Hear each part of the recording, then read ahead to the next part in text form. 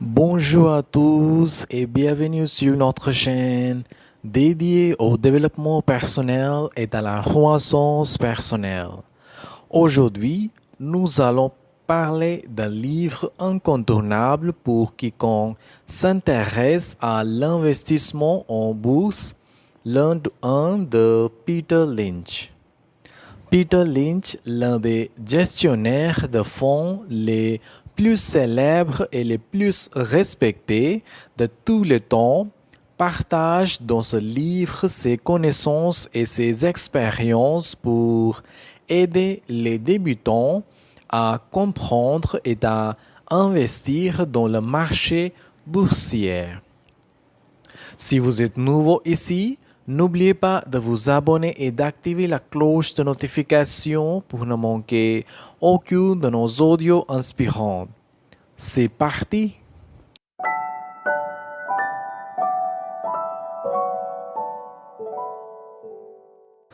Chapitre 1. Comprendre le capitalisme. Peter Lynch commence par définir le capitalisme comme un système économique où les entreprises privées produisent des biens et des services en vue de réaliser des profits. Dans ce système, les décisions économiques sont prises par des individus et des entreprises en fonction de l'offre et de la demande sur le marché libre.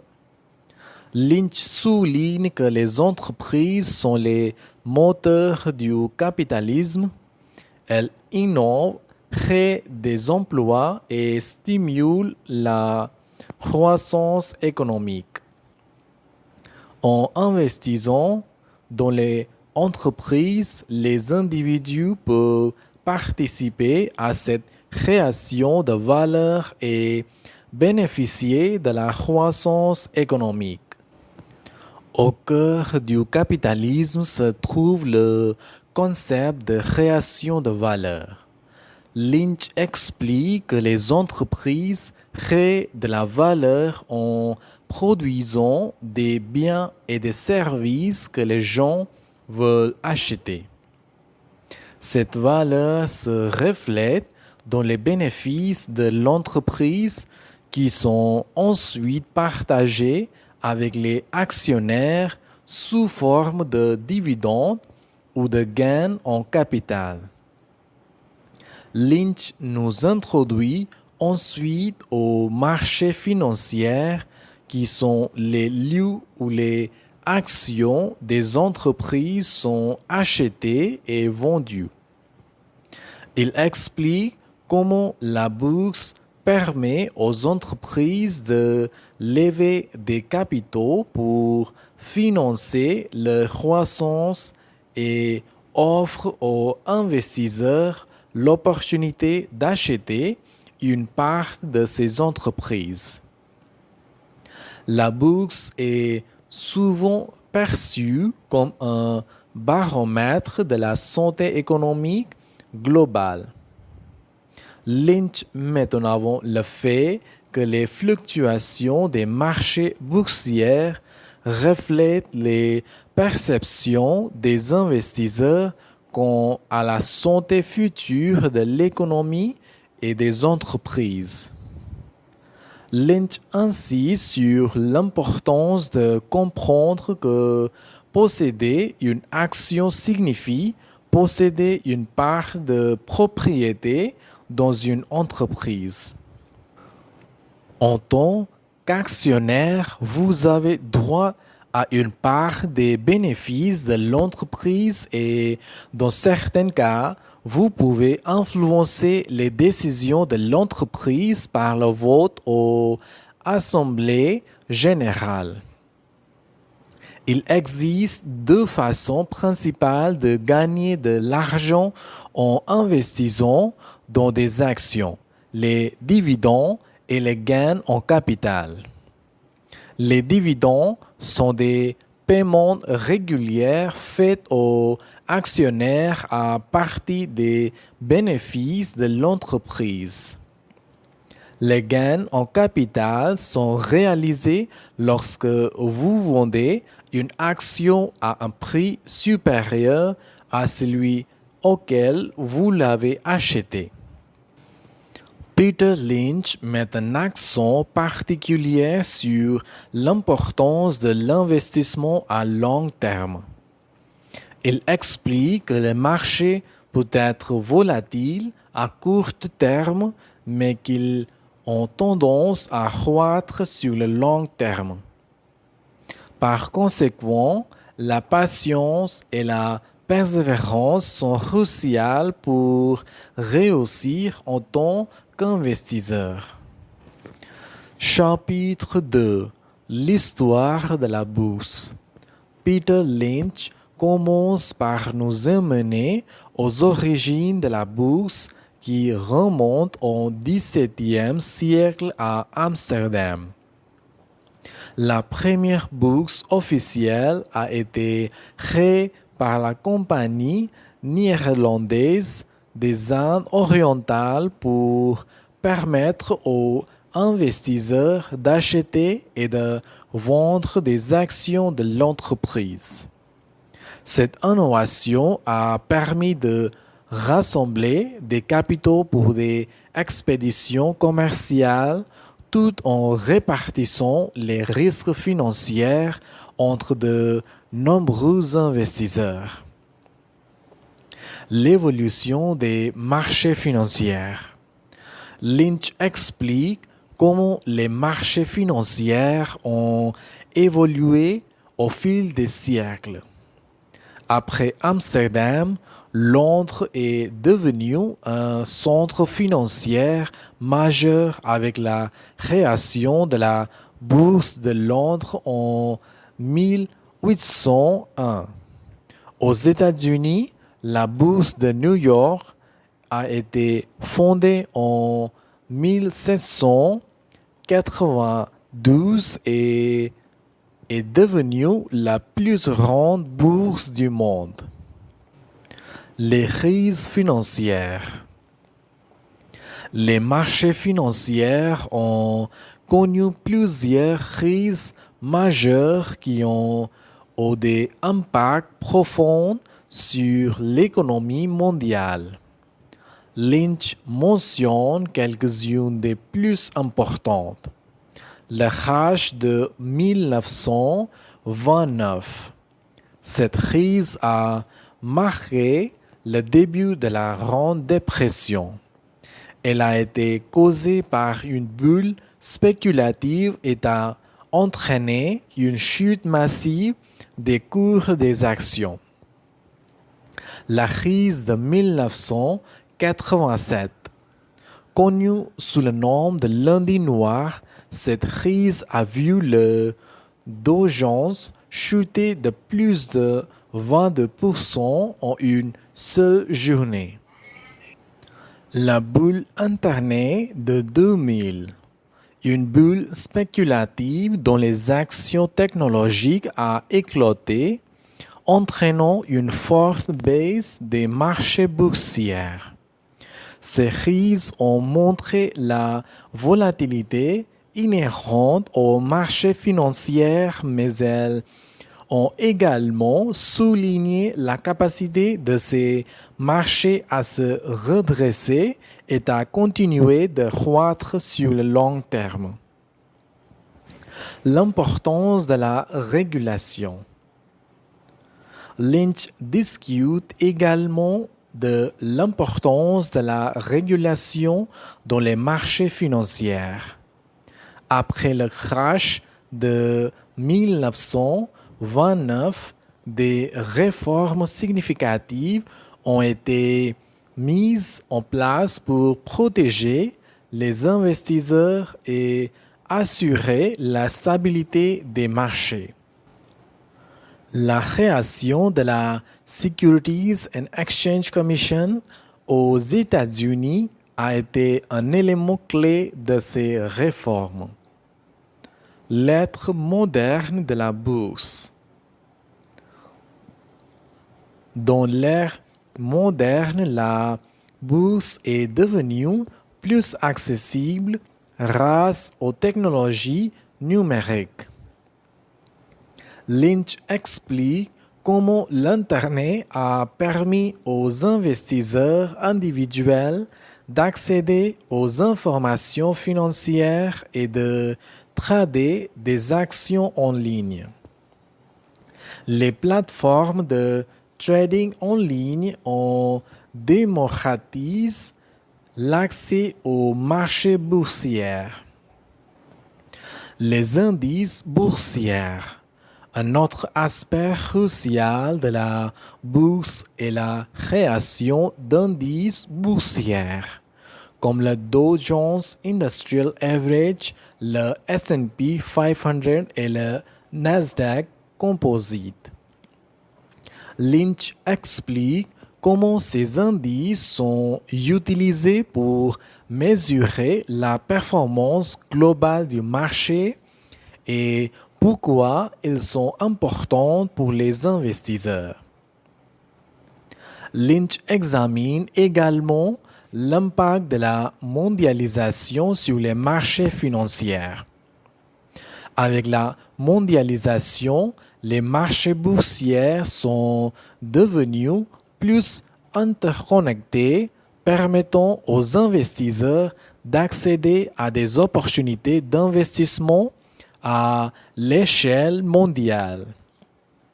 Cependant, cela a également augmenté la complexité et les risques associés aux investissements internationaux. Chapitre 3. Comment lire un rapport annuel? Peter Lynch commence par définir ce qu'est un rapport annuel. C'est un document publié chaque année par une entreprise publique pour informer ses actionnaires et le public de sa performance financière et de ses activités au cours de l'année écoulée.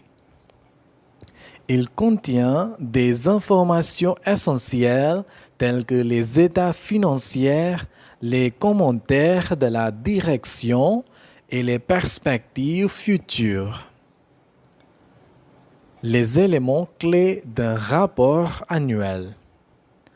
Lynch identifie plusieurs sections clés d'un rapport annuel que les investisseurs doivent examiner attentivement. Lettre aux actionnaires. Cette lettre, généralement écrite par le PDG, donne un aperçu des réalisations de l'année, des défis rencontrés et des perspectives futures. Lynch recommande de lire cette lettre pour comprendre la vision et la stratégie de la direction. États financiers. Les états financiers comprennent le bilan, le compte de résultats et le tableau des flux de trésorerie. Lynch insiste sur l'importance de comprendre ces documents pour évaluer la santé financière d'une entreprise. Bilan. Il présente l'actif, le passif et les capitaux propres de l'entreprise à un moment donné. Lynch explique que le bilan permet de voir la structure financière de l'entreprise et sa solvabilité. Compte de résultats. Il montre les revenus, les dépenses et les bénéfices de l'entreprise sur une période donnée. Lynch recommande d'examiner la croissance des revenus et des bénéfices pour évaluer la performance opérationnelle. Tableau des flux de trésorerie. Il détaille les entrées et sorties, de trésorerie de l'entreprise. Lynch souligne l'importance de ce document pour comprendre la capacité de l'entreprise à générer de la trésorerie et à financer ses activités. Commentaire de la direction. Cette section offre des informations détaillées sur les opérations, les marchés et les stratégies de l'entreprise. Lynch conseille de lire attentivement ces commentaires pour comprendre les plans futurs et les initiatives de l'entreprise. Notes aux états financiers. Les notes fournissent des informations supplémentaires sur les chiffres présentés dans les états financiers. Lynch souligne l'importance de lire ces notes pour comprendre les méthodes comptables utilisées et les éventuelles obligations financières de l'entreprise. Les ratios financiers. Lynch introduit ensuite plusieurs ratios financiers clés que les investisseurs peuvent utiliser pour évaluer la performance financière d'une entreprise. Ratio de liquidité.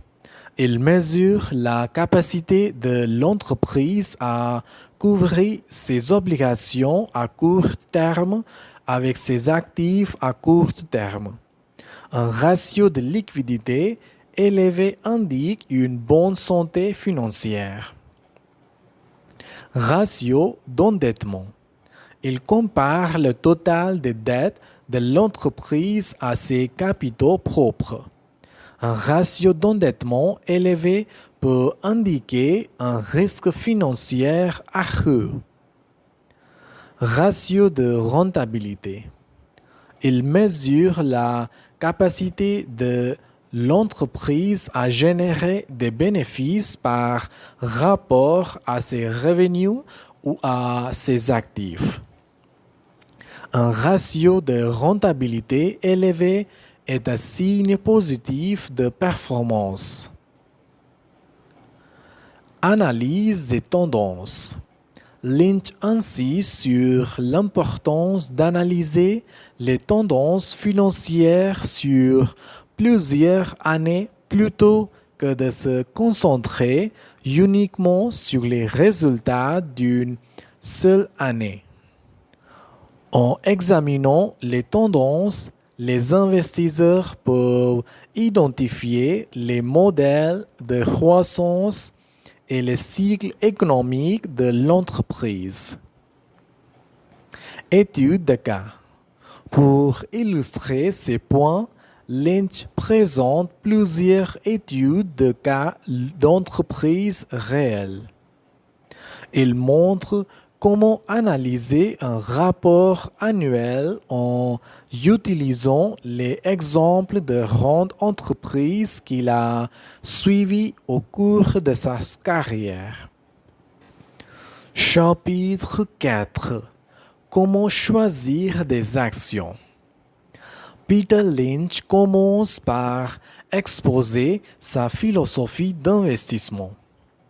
Il croit fermement que tout le monde peut réussir en bourse en investissant dans des entreprises qu'ils comprennent. Il insiste sur l'importance de faire ses propres recherches et d'avoir une vision à long terme. La recherche d'entreprises prometteuses. Lynch propose plusieurs critères pour identifier des entreprises prometteuses. Voici les principaux. La croissance des bénéfices. Lynch recommande de rechercher des entreprises qui affichent une croissance régulière et durable des bénéfices. Une croissance des bénéfices indique que l'entreprise est bien gérée et qu'elle a le potentiel de continuer à prospérer. Le ratio cours-bénéfice. Ce ratio compare le cours actuel de l'action au bénéfice par action de l'entreprise. Un ratio PE bas peut indiquer que l'action est sous-évaluée, tandis qu'un ratio PE élevé peut indiquer une surévaluation. Cependant, Lynch conseille de ne pas se baser uniquement sur ce ratio, mais de l'utiliser en conjonction avec d'autres critères.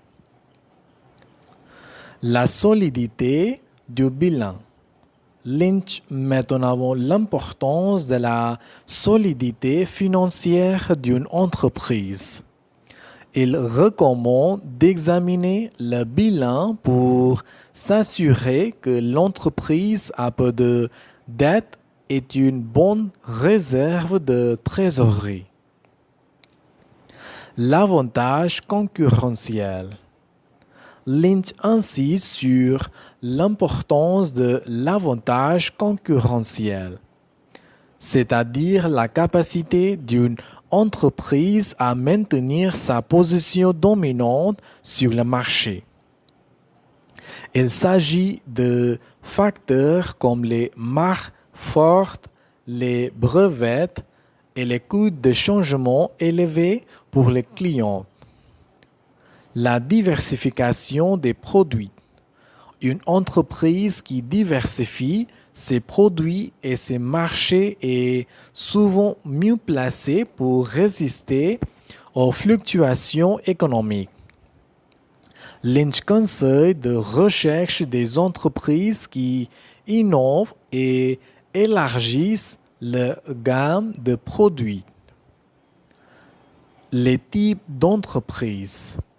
Lynch classifie les entreprises en 6 catégories pour aider les investisseurs à mieux les comprendre. Les slow growers, croissance lente. Ce sont des entreprises matures avec une croissance lente des bénéfices. Elles offrent souvent des dividendes réguliers. Les stalwarts, valeurs sûres. Ce sont des entreprises bien établies avec une croissance modérée et stable. Elles sont généralement moins risquées. Les croissances rapides.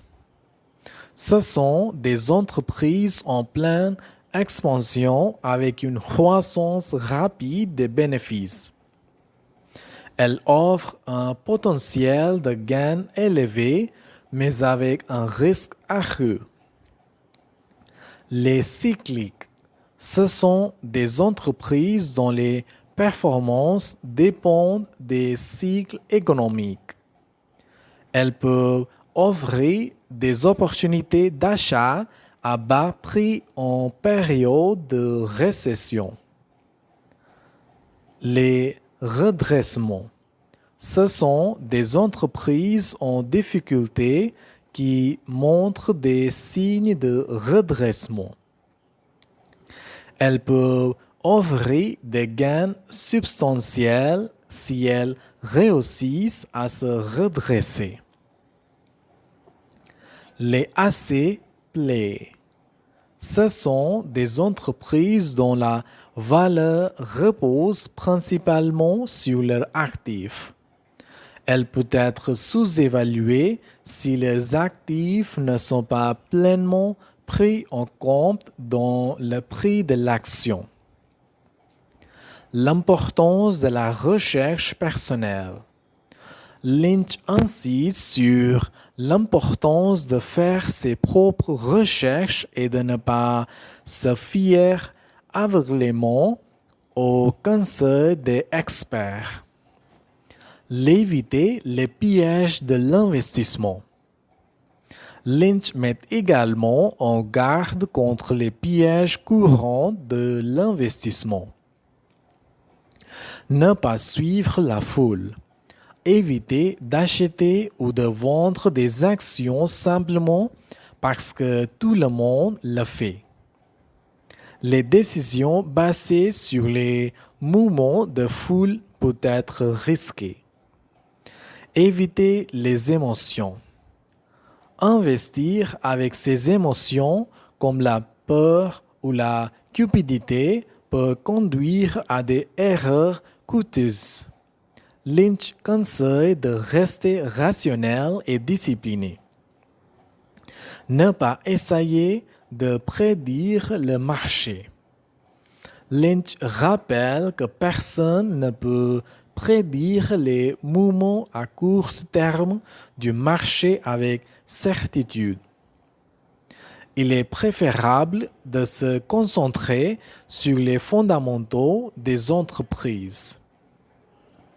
Pour illustrer ses conseils, Lynch partage des études de cas de ses propres investissements réussis et échoués. Ces exemples concrets montrent comment appliquer ces critères de sélection d'actions dans la pratique. Chapitre 5. Les erreurs à éviter en tant qu'investisseur. L'une des erreurs les plus courantes est d'investir dans une entreprise sans vraiment comprendre son activité.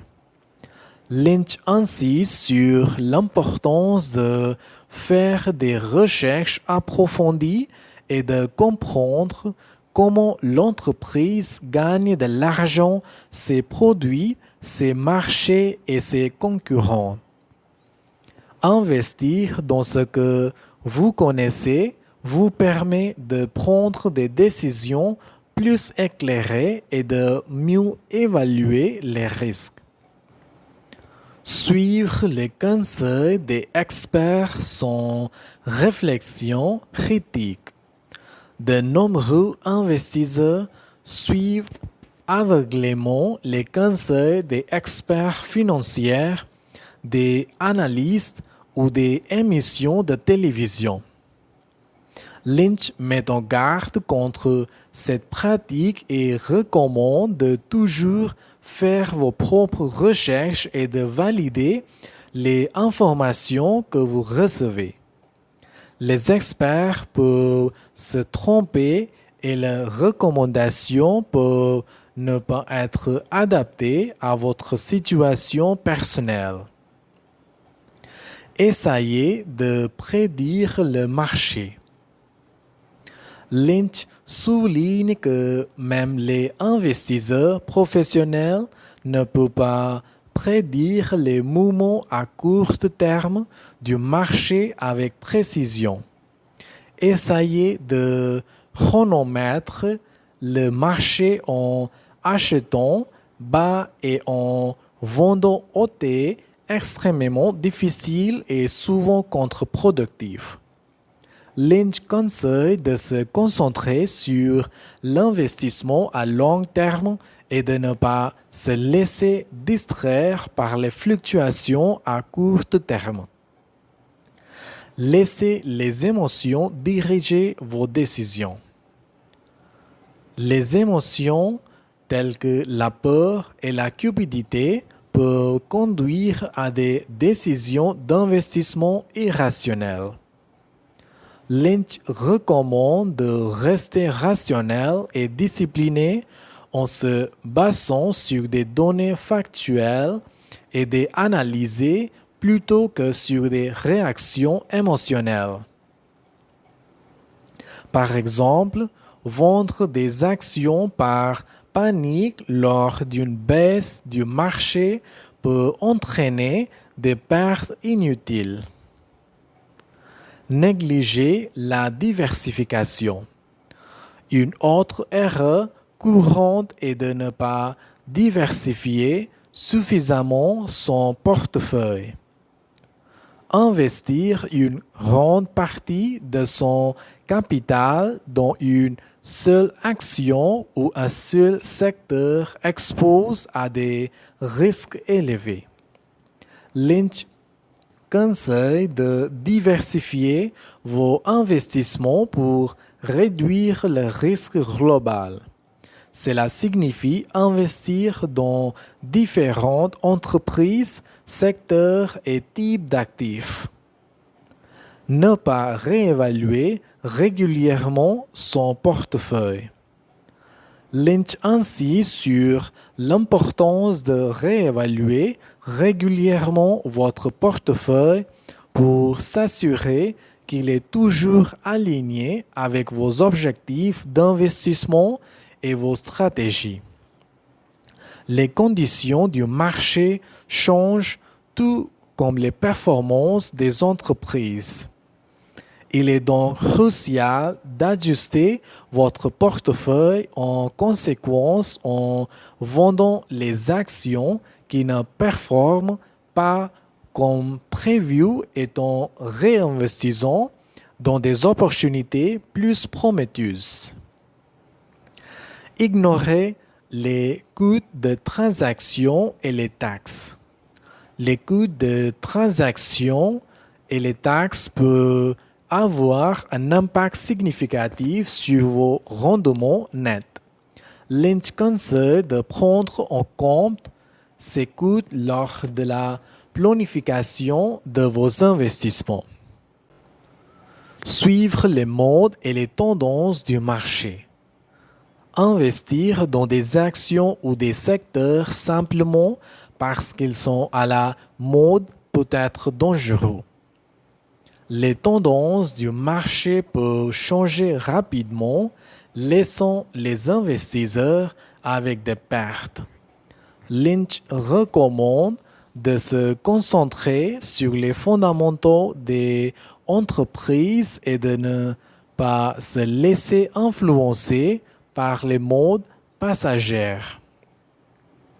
Oublier l'importance des dividendes. Lynch rappelle que les dividendes jouaient un rôle important dans les rendements totaux des actions. Les entreprises qui versent des dividendes réguliers et croissants sont souvent des investissements solides.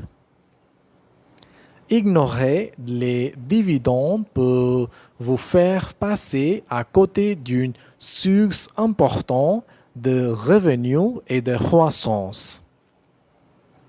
Ne pas avoir de plan d'investissement clair. Enfin, Lynch souligne l'importance d'avoir un plan d'investissement clair et de s'y tenir. Un plan bien défini vous aide à rester concentré sur vos objectifs à long terme et à éviter les décisions impulsives. Cela inclut la définition de vos objectifs financiers, la tolérance au risque et la stratégie d'investissement à suivre. Et voilà un aperçu détaillé du livre Learn to Earn de Peter Lynch. Si vous avez trouvé ces informations utiles, n'hésitez pas à partager cet audio avec vos amis et à laisser un commentaire ci-dessous. Assurez-vous de vous abonner à la chaîne pour ne pas manquer nos prochains audios sur le développement personnel et les résumés de livres. Merci d'avoir écouté. Au revoir.